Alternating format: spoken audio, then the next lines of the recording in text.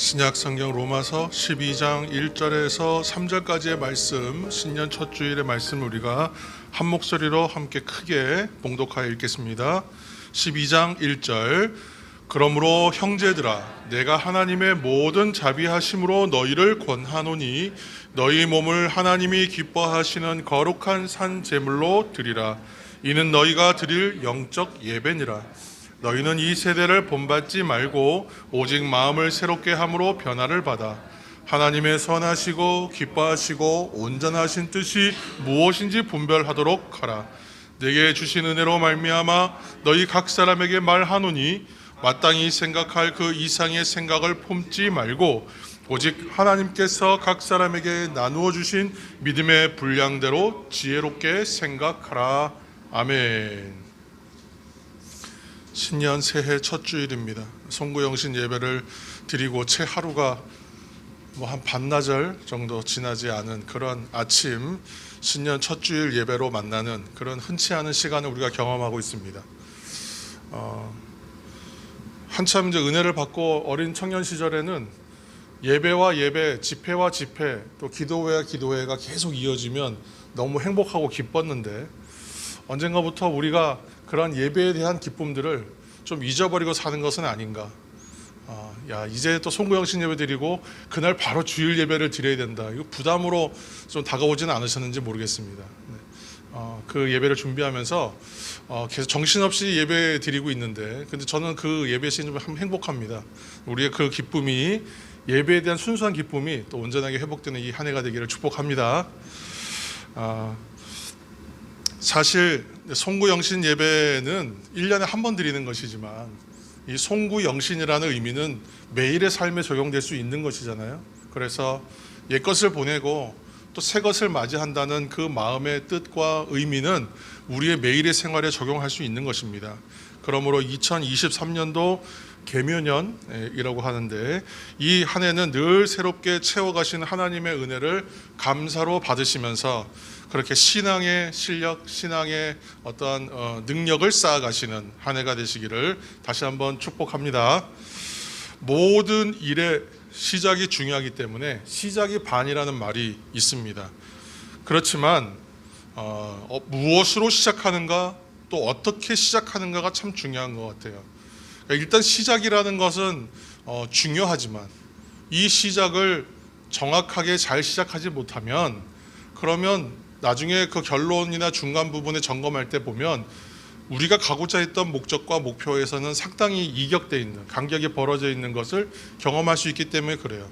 그래서 처음에 조준을 잘 못하면 목표물은 전혀 다른 곳으로 갈 수 있다는 말씀입니다. 그래서 처음부터 잘못되고 어긋난 것으로 시작하면 후에는 오차와 격차를 해결할 수가 없다. 그래서 시작은 그런 의미에서 시작 자체에 여러 의미를 부여하고 시작이 중요하다고 말합니다. 송구영신 예배 때 나눈 것처럼 하나님이 원하시는 것이 있어요.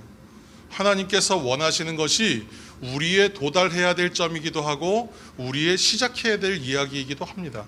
그래서 하나님께서 원하시는 것을 우리는 놓여진 자리에서 어떤 스텝 발걸음을 뗄 때마다 그것을 고민하고 생각해야 됩니다. 그래서 나에게 새해의 삶을 통해 원하시는 것이 무엇인가? 하나님께서 원하시는 것은 이런 것인데 우리가 그 본질을 고민하죠. 그러면서 그 하나님께서 원하시는 것이 내 삶에는 어떻게 시작되고 어떻게 돼야 할까를 생각하시는 또 이 한 해가 되기를 축복합니다. 사도 바울은 갈라디아서 3장 3절 말씀에서 너희가 이같이 어리석으냐, 성령으로 시작하였는데 이제는 육체로 마치려 하느냐, 그렇게 말씀했어요. 그러니까 우리가 어떻게 시작하는가, 어떻게 마치는가, 우리가 시작한 것이 어떠한 열매와 결론들로 드러나는가가 그래서 모두 중요한 것이죠. 그래서 우리가 한 해의 마지막 자리에 섰다가 같은 날 또 거의 하루 차이로 우리가 또 바로 한 해에 시작하는 지금 자리에 다시 섰는데 우리의 바람과 상관없이 시간은 계속해서 흘러가고 있다는 이야기입니다. 우리는 하나님이 원하시는 한 해를 위한 시작, 한 해를 시작하는 그 말씀을 오늘 말씀 가운데 의미들을 좀 발견하기를 소망합니다. 학개서 1장 8절 말씀 우리가 함께 읽겠습니다. 학개서 1장 8절. 너희는 산에 올라가서 나무를 가져다가 성전을 건축하라. 그리하면 내가 그것으로 말미암아 기뻐하고 또 영광을 얻으리라. 여호와가 말하였느니라. 아멘. 이스라엘이 멸망한 다음에 예루살렘 성은 당연히 그 멸망할 때에 완전히 파괴됐어요. 다 무너져 버렸고 회파되어서, 그리고 오랜 시간 방치되면서 황폐해졌죠. 사람이 잠깐만 살지 않아도 집이 낡아지는 것을 우리가 잘 알고 있습니다. 그런데 약 한 70년간의 포로 생활로 인하여, 물론 사람이 안 산 것은 아니지만 무너진 것을 다시 세우고 수축할 수는 없었기 때문에 황폐한 채로 버려져 있었던 것이죠. 그렇게 70년의 세월이 지났기 때문에 그 땅에는 황폐하다, 적막하다라는 말이 어울리는 상태였어요. 그리고 70년 만에 포로 생활하던 백성들이 일부 돌아옵니다. 약 한 5만 명 정도가 돌아왔어요. 근데 그 사람들이 돌아오면서 이 사람들의 목적은 단 하나였죠. 무너져 있는 것을 다시 세운다는 거였어요. 그래서 성전을 세우겠다, 성벽을 세우겠다, 예루살렘 성을 재건하겠다. 하루아침에 되는 일이 아닙니다. 그리고 예전에 무너졌을 때의 이전의 규모를 생각하면 너무나 보잘것없는 수준의 시작일 수밖에 없었어요.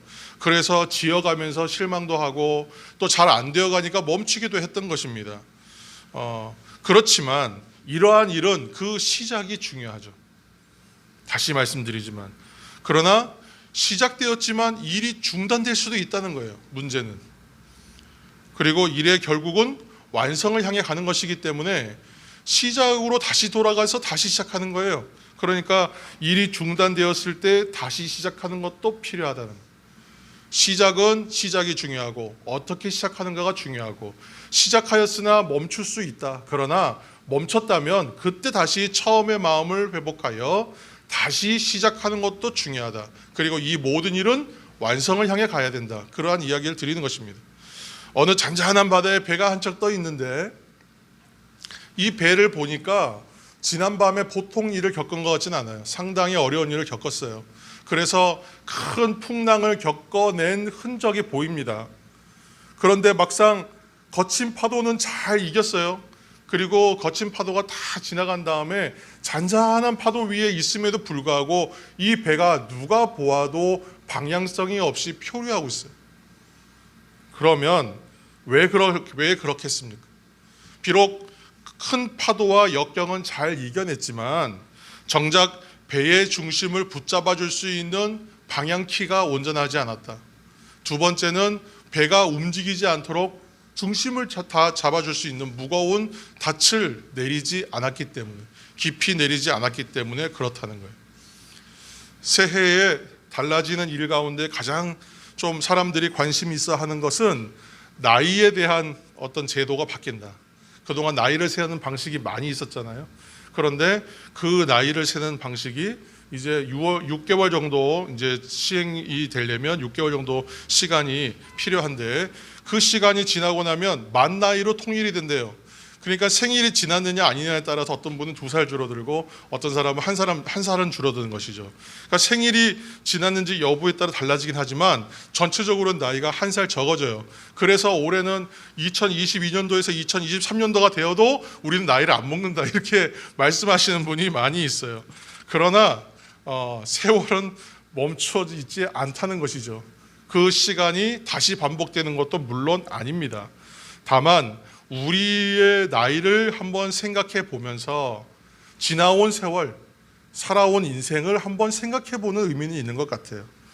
우리 교회는 개척교회죠. 여러분 맞습니까? 우리 교회는 개척교회예요. 이제 만 나이로 그렇게 따지면 5년. 그러나 횟수로는 이제 우리 주보에 보시면 알겠지만 8년 차가 되었습니다. 횟수로는. 개척교회는 새롭게 세워진 교회를 모두 개척교회라고 말하는 거예요. 그런데 일반적으로 개척교회다 그러면 사람들이 가지고 있는 인식은 어떤 겁니까?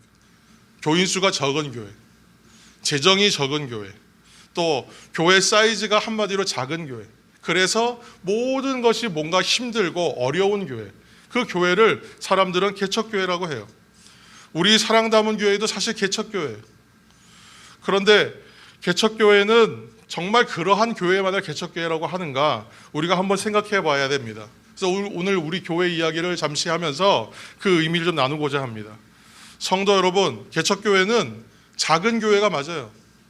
그렇지만 왜냐하면 작은 교회일 수밖에 없는 것이 이제 시작했으니까 처음부터 큰 교회이기는 어렵잖아요.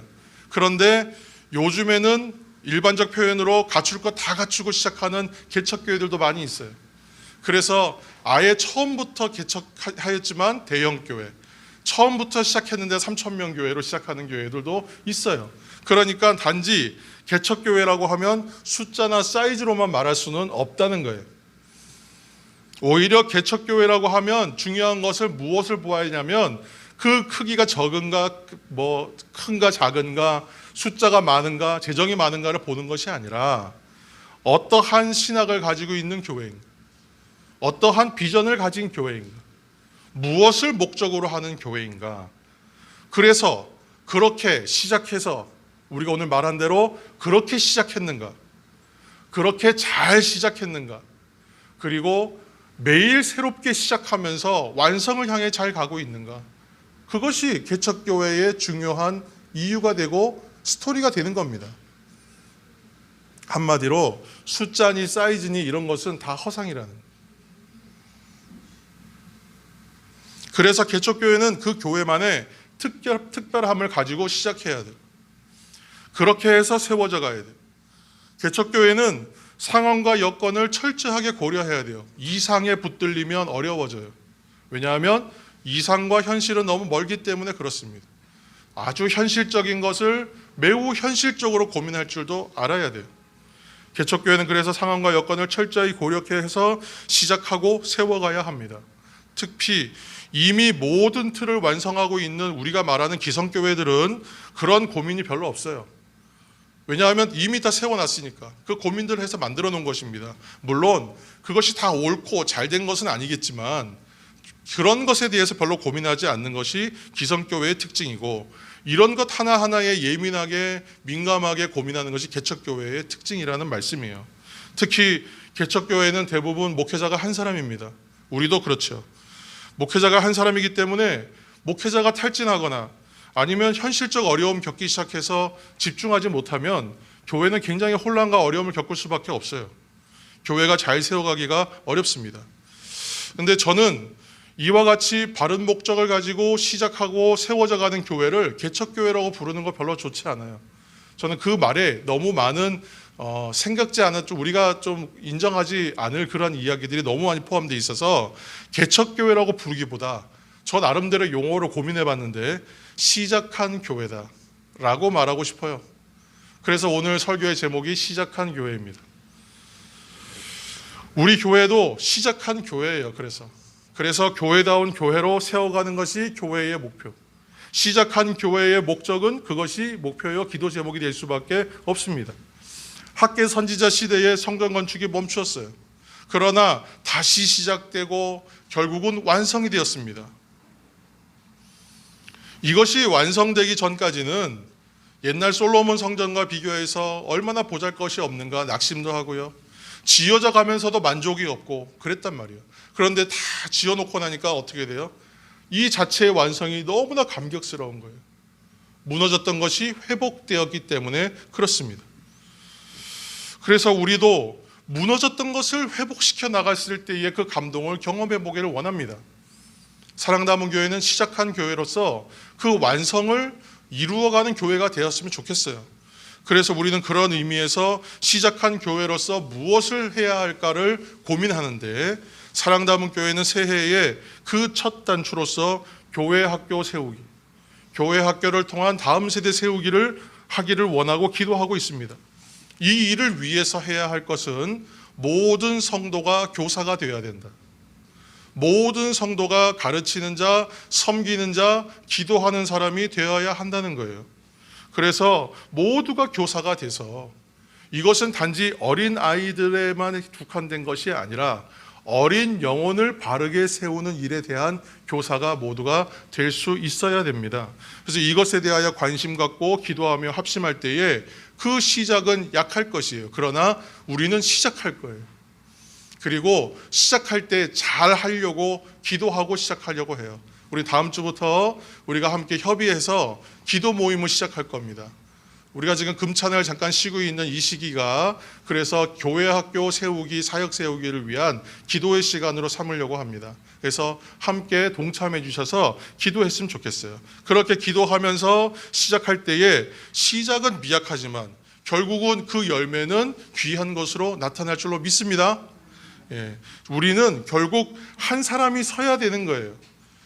사람들이 시작한 교회로서의 개척교회가 어려운 이유가 무엇이냐면 아무것도 알지 못하던 사람이 하나님의 사람이 되고 제자가 되고 성도가 되어가는 것, 이건 놀라운 기적이잖아요.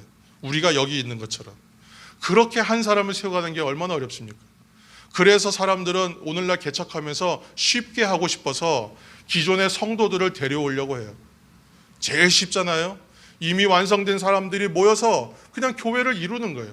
그러면 그것이 과연 개척교회이고 시작한 교회일까요? 그것은 기성교회의 아류가 될 수밖에 없어요.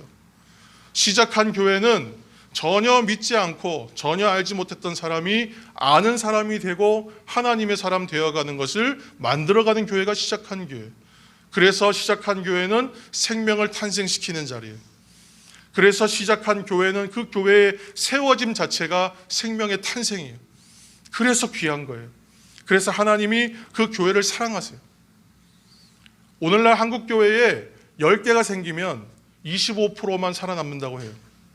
더 비관적인 통계들도 있지만 우리가 그 통계를 바라보면 우리가 교회를 시작하지 못했을 겁니다. 그러나 시작한 교회는 그 교회만의 이유가 있어요. 하나님께서 주시는 이유와 목적이 분명히 있습니다.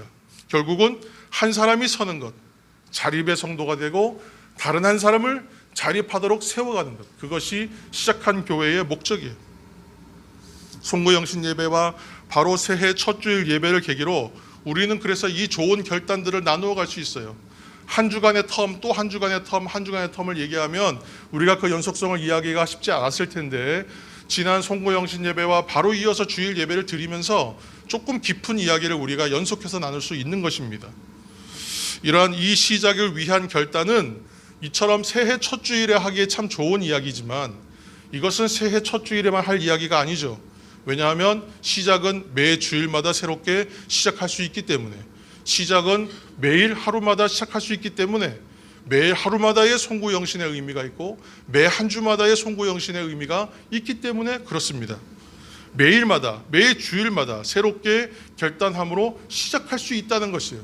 그 시작한 교회의 장점입니다. 그렇지 않으면 어느 날 잔잔한 물결에 그저 떠밀려 가고 있는 방향을 잃어버린 배처럼, 또 학계 시대에 중단되었던 성전 건축처럼 목적을 상실하고 정체될 수밖에 없다는 거예요. 사랑하는 성도 여러분, 새해 첫 주일을 맞아서 시작된 교회와 시작된 성도가 다 되시기를 예수님의 이름으로 축복합니다. 시작된 것은 완성을 향해 계속 가야 돼요. 이거는 성도의 숙명이고 운명입니다. 간혹 여러 이유로 정체되거나 멈출 때도 분명히 있습니다. 그렇다면 실망할 필요가 없어요. 거기서 하나님이 주시는 새 힘 받아서 다시 시작하면 됩니다. 오히려 그때가 점검 포인트입니다. 무엇이 잘못되었길래 멈추게 하셨지? 무엇이 잘못되었길래 정체되게 하셨지? 무엇이 잘못되었지를 확인할 수 있는 시간이에요. 다시 점검하고 다시 출발하는 것입니다. 그러면 이전보다는 조금 더 정확한 방향, 이전보다는 조금 더 나은 일들을 이루어갈 수 있어요. 다시 시작합니다. 그러면 반드시 기쁨으로 완성을 경험하는 날을 맞이할 것입니다. 성도 여러분, 이러한 시작과 또 지속을 위해서 필요한 것이 무엇이겠어요? 우리의 결단과 노력만으로 잘 되지 않을 거예요. 쉽지 않을 겁니다. 모든 신앙 공동체가 바르게 세워지는 것은 성령이 함께 하실 때에 그 시작도 지속도 완성도 이루어지는 것입니다. 우리 교회가 성령의 역사하심을 통한 영적 공동체로 더욱 견고해지기 위해서 우리가 그러면 무엇을 시작할 것인가? 새해 첫 주일에 나누는 이야기는 올해도 우리는 먼저 예배에 최선을 다하자는 말씀을 드립니다. 코로나라는 큰 장벽이 온 세상을 다 바꾸어 놓은 것을 우리가 경험했습니다. 한 나라의 전쟁이, 한 민족 간의 분쟁이 온 세계의 경제를 무너뜨리는 것을 우리가 보고 있어요. 그러나 한번 생각해 보시기 바랍니다. 우리의 상황과 여건을 경험하면서 우리가 확인한 것이 하나 있죠. 그것은 우리가 예배에 힘썼더니 분명한 영적인 성장이 있다는 거예요. 우리가 지금의 영적인 상태와 수준에 오기까지 우리가 예배 없이 올 수 있었을까요? 우리가 만약에 대면한 예배를 계속 드리지 못하고 지금도 영상 예배를 2년째 3년째 드리고 있다면 우리의 영적 성장이 과연 지금의 자리에 와 있을 수 있었을까 생각해보면 아니요, 그럴 수 없습니다 라고 저는 대답할 것 같아요. 그래서 우리가 힘쓸 때의 성장은 있어요. 우리가 영적 성장을 위하여 예배에 힘쓸 때의 그 성장이 있습니다. 성숙도 물론이고요. 우리는 예배를 통해서 성도로서의 나, 믿음의 사람으로서의 나 됨을 확인할 수 있어요. 그때서야 내가 있어야 될 자리를 확인하고 내가 가야 할 방향을 확인하고 내가 지금 걸어가고 있는 스텝과 걸음이 온전한지를 확인할 수 있기 때문에 그렇습니다. 한마디로 예배에 최선을 다할 때 우리는 영적인 변화와 성장을 경험할 수 있다는 말씀이에요. 또한 예배를 통해서 우리는 하나님의 사랑과 은혜를 공급받아요. 함께 드리는 예배 공동체로서의 다른 성도, 함께 드리는 예배하는 성도들이 귀하다는 것을 알게 돼요. 그래서 신앙생활에서 예배를 빼고는 이야기할 수가 없어요. 그러므로 예배 드리기에 우리는 최선을 다해야 합니다. 우리의 정성을 기울여야 돼요. 로마서 12장 1절 말씀 함께 읽겠습니다. 그러므로 형제들아, 내가 하나님의 모든 자비하심으로 너희를 권하노니 너희 몸을 하나님이 기뻐하시는 거룩한 산 제물로 드리라. 이는 너희가 드릴 영적 예배니라. 우리가 작년에도 한번 읽었는데요. 이번엔 새로 번역된 새 한글 성경으로 다시 한번 읽겠습니다. 화면을 보시고, 그러므로 형제 자매 여러분, 나는 하나님의 자비하심에 기대어 여러분에게 권유합니다. 여러분의 몸을 살아있는 희생제물로 하나님이 마음에 들어하실 거룩한 희생제물로 바치십시오. 이것이야말로 여러분이 드릴 참된 예배입니다. 아멘. 그러면 우리가 예배를 온전하게 드리려면 어떻게 해야 되는가? 첫 번째는 몸을 드려야 한다는 것이죠. 몸을 드려야 한다. 수가성 우물가의 여인에게 예수님께서 예배에 대해서 무엇이라고 말씀하셨냐면 우리가 잘 아는 대로 예배는 영과 진리로 드려야 된다라고 말씀하셨어요. 사도 바울은 이 주님의 가르치심을 좀 더 강화시킨다는 거예요. 심화시켜서 확장해서 이야기해요. 참된 예배는 산제물로 드려야 된다. 참된 예배는 한마디로 몸을 드려야 된다라고 얘기해요. 무슨 말씀이냐 하면 예배는 우리가 가진 전부를 드리는 것이 예배다라고 말하는 거예요. 영과 진리로 드리는 예배는 성령 안에서 드리는 예배를 말하는 것이에요. 우리가 이 말씀은 여러 번 나눴습니다만 성령 안에서 드리는 예배에서 가장 중요한 두 포인트는 회개와 순종이에요. 회개와 순종. 왜냐하면 회개는 나를 돌이키는 것이거든요. 내가 가고자 하는 것을 거절하는 거예요. 그리고 하나님의 뜻에 나를 다시 세팅해서 맞추는 거예요. 회개는 하나님의 뜻이 있는 자리로 돌아가는 거예요. 돌이키는 자리예요. 하나님의 뜻으로 살지 않았던 나를 반성하고 다시 하나님의 자리로 나아가는 거예요. 행동을 모두 포함하여. 이것이 회개죠. 그리고 하나님의 뜻을 따라 살아가는 생활이 바로 순종의 생활이에요. 그러니까 회개와 순종은 같은 이야기입니다. 물론 모든 예배는 어느 정도이든 형식을 갖추어요. 예를 들어서 우리 교회도 주일 예배는 기본적으로 1시간에 맞춰져 있어요. 그러다 보니까 모든 예배를 생각할 때에 우리는 일주일에 1시간 예배하면 다 되는 걸로 자꾸 생각합니다. 물론 그 1시간 예배 드리는 것도 힘겨워하시는 분들도 있어요. 그러나 그 1시간의 예배 후 교회 문을 나서면서 우리의 삶이 어떻게 달라지는가, 여러분 오늘부터 한번 잘 생각해 보시기 바랍니다. 자, 이제 예배 끝났으니까 이제 세상 속으로, 여러분이 혹시 그렇게 생각하시는 분은 없는지 모르겠습니다. 그러므로 우리가 주일 공동체로 모여서 성령 안에서 예배하고 교회 문을 나서면 이제 세상 속으로 가지만, 이제 세상 사람으로 살지만, 그러나 함께 드린 예배는 공동체로서 성령 안에서 드린 예배. 이제 삶에 나가면 삶 속에서 성령과 동행하며 살아가는 예배의 삶. 그 삶이 시작되는 거예요. 교회 문에 나서는 변화는 그 정도의 차이만 있는 것입니다. 두 번째로는 우리가 드리는 예배는 거룩한 예배여야 합니다.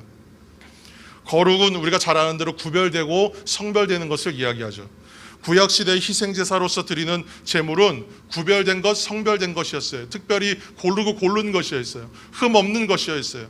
한마디로 흠 없고 깨끗한 것으로 드리는 것이 바로 희생제사였어요. 그러면 오늘날 성도들이 드리는 예배가 그 희생제사보다 더 거룩한 예배가 되기 위해서는 어떻게 해야 될까? 그것은 바로 우리의 심령, 마음을 드리는 예배, Heart of Worship이라고 하는 마음을 드리는 예배여야 해요. 조금 전 성령 안에서 드리는 예배는 두 가지 포인트가 중요하다고 했어요. 회개와 순종, 같은 이야기라고 했습니다. 서로 등이 맞닿아 있는. 우리가 죄와 허물을 성령 안에서 참되게 회개할 때에 주님의 보혈로 인하여 우리가 죄 사함의 은혜를 받습니다. 그리고 회개는 우리로 하여금 무엇으로부터 멀어지게 하냐면 하나님이 가장 싫어하시는 것, 죄로부터 멀어지게 해요. 그렇기 때문에 참된 회개와 회개 기도로 나아가는 사람들이 하나님 앞에 거룩한 것으로 구별될 수 있어요. 그렇게 드려지는 예배가 거룩한 예배가 될 수 있습니다. 세 번째로 오늘 말씀 가운데에 12장 1절 말씀처럼 하나님이 기뻐하시는 예배여야 돼요. 여러분 말씀을 한번 눈으로 보시기 바랍니다. 새한글 성경 버전입니다. 이 말씀 가운데 여러분 눈으로 보시면 하나님이 마음에 들어 하실 거룩한 희생제물 이렇게 표현되어 있어요. 그러니까 마음에 들어 하실 만한, 하나님께서 마음에 들어 하실, 이렇게 풀어놨어요. 예배는 기본적으로 하나님을 높이고 나를 낮추는 것입니다. 이렇게 정의할 수 있는데 예배의 초점은 내가 아닌 하나님이에요. 예배 드리는 내가 중요한 것이 아니라 예배를 받으시는 하나님이 더 중요해요. 그래서 오늘 말씀을 보면 하나님이 마음에 들어 하실 만한 예배를 드려야 된다라고 표현되어 있죠. 신앙생활은 내 기분 따라 하는 것이 아니란 말씀입니다. 예배는 내 기분 따라 드리는 것이 아니에요. 오늘 내가 컨디션이 좋아서, 마음이 좋아서 기쁜 마음으로 예배 드리고, 오늘은 기분이 안 좋아서 아주 기분 나쁘게 예배 드리는 것이 예배가 아니죠. 내가 기분 좋으면 하고 내가 기분 좋으면 그만두는 것이 예배가 아니란 말씀입니다. 오히려 예배를 통해서 나의 감정과 기분과 상황과 문제들을 통제해 나가는 겁니다. 신앙으로 통제해 나가는 거예요. 감정 따라 신앙생활하는 것이 아니라 우리의 신앙으로 감정을 통제하는 거예요. 상황에 따라서 신앙생활하는 것이 아니라 우리의 신앙으로 상황을 통제하는 거예요. 하나님이 그렇게 주시는 거잖아요. 그래서 마지막으로 하나님이 기뻐하실 만한 예배를 위해서 우리가 작년에도 말씀드렸지만 매년 이제 이거는 연초마다 한 번씩 우리가 나눌 텐데 새해에 꼭 지켰으면 하는 것, 제가 존경하는 모교회의 목사님께서 매년 하셨던 10가지 중에 우리는 2가지만 얘기하고 있어요. 첫 번째로는 주일 예배를 꼭 지키시라는 거예요. 주일 예배를 꼭 지키세요. 주일 성수라고 보통 표현하죠. 주일 성수를 다른 일에 양보하면서 우리가 성도되고 예배자로 설 수 없어요. 시대가 변하고 상황이 변하고 MZ세대라서 세대가 변해요. 그렇지만 변하지 않는 클래식 가치가 있어요. 변하지 않는 것이 있어요. 진리가 있어요. 그거는 예배입니다. 하나님 앞에 예배하지 않고 예배자로 세워지는 것은 불가능합니다. 어떻게든 주일 예배를 꼭 지켜내시기를 예수님의 이름으로 축원합니다. 둘째로는 예배의 시간을 철저하게 지키시기를 축복합니다. 중요한 모임이나 약속이 있다면 우리는 늦지 않으려고 애씁니다. 특히나 높은 사람, 권력이 있는 사람, 대통령과 같은 분을 만약에 만난다 그러면 우리는 그 시간에 아마 지각하지 않을 겁니다. 그런데 우리 예배 시간에 항상 늦어요. 항상 늦는 분들이 있습니다. 그래서 이 새해에는 여러 이유가, 상황들이 있습니다. 여러분 어렵고 힘든 상황에서 예배에 참여하고자 애쓰시는 것도 압니다. 그렇지만 우리의 마음은 늦지 않는다, 빠지지 않는다, 참여한다, 그리고 그 자리에서 은혜 받는다라고 나아가셨으면 좋겠어요. 우리 교회는 우리 장로님께서 주일 아침마다 저하고 예배 드리기 최소한 20분 전 또는 좀 이르면 30분 전에 함께 만나서 잠시 담소하고 그리고 기도하고 시작해요. 저는 그 시간 참 귀하다고 생각해요. 그렇게 예배에 좀 일찍 와서 준비하면서 함께 한 주간의 삶을 잠시 나누고 또 기도하고 그 마음으로 찬송하고 또 그 마음으로 준비된 예배자로 서는 것, 그것이 참 귀한 일입니다. 매 주일마다 그 찬양의 고백을 하나님이 기뻐하신다는 걸 저는 알아요. 여러분, 우리가 그 자리를 사모하신다면 장로님한테 부탁해서 이번 주는 제가 준비해서 찬양 15분 인도하겠습니다. 여러분, 그렇게 하실 수도 있어요. 그렇게 좀 도전하시는 분이 나오시길 바랍니다. 그리고 우리는 전 교인이 올해는 2주에 한 번, 가능하다면 2주에 한 번씩은 전 교인이 찬송 한 곡을 정하여 함께 특송했으면 좋겠어요. 특별한 찬양을 드리는, 우린 찬양대가 따로 없기 때문에 그렇게 찬양했으면 좋겠습니다. 하나님께서 그 찬양 기뻐 받으세요. 하나님이 기뻐하시는 것 찬양하는, 하나님이 기뻐하시는 것 성도들의 기도, 하나님이 기뻐하시는 것 말씀대로 살려고 애쓰는 삶, 하나님께서 기뻐하시는 사람, 예배자로 서기를 소망하는 사람 기뻐하세요. 그것이 바로 시작하는 교회가 가야 할 길, 시작하는 성도들의 모습이어야 합니다. 더 많은 것을 이야기할 수 있지만 제가 오늘 이 시간, 이 좋은 날 더 많은 것을 이야기하면 그것이 자체가 또 율법이 됩니다. 그래서 올해도 이 2가지 온전한 예배를 드리기에 힘쓸 때 성령께서 여러분의 심령 가운데 우리가 예배자로서 행해야 할 것들을 인도해 주실 줄로 믿습니다. 새로운 2023년 예배의 최선을 다하시는 것으로 시작하여 우리 사랑담은 교회가 시작한 교회로서 놀라운 영적인 도약과 견고한 신앙 공동체 세워가는 은혜를 경험하는 교회와 성도가 되시기를 예수님의 이름으로 축복합니다. 함께 기도하시겠습니다. 사랑의 하나님, 감사합니다. 시작한 교회로서 사랑담은 교회가 또 새로운 시작, 또 새로운 시작을 점검하는 자리에 섰습니다. 아버지 하나님, 이 한 해간 이 시작한 교회로서 마땅히 해야 할 일들을 감당하며 무엇보다 우리가 온전히 성도 되어가고 교회 되어가기를 위하여 예배에 더 집중하고 예배에 힘쓰기를 결단하오니 하나님, 우리를 예배자로 세워주시고 예배자된 성도들, 예배자된 교회를 통하여 하나님께서 원하시는 것을 온전히 이루어내는 이 한 해간의 삶이 되도록 인도하여 주옵소서. 모든 말씀을 예수님의 이름으로 기도합니다. 아멘.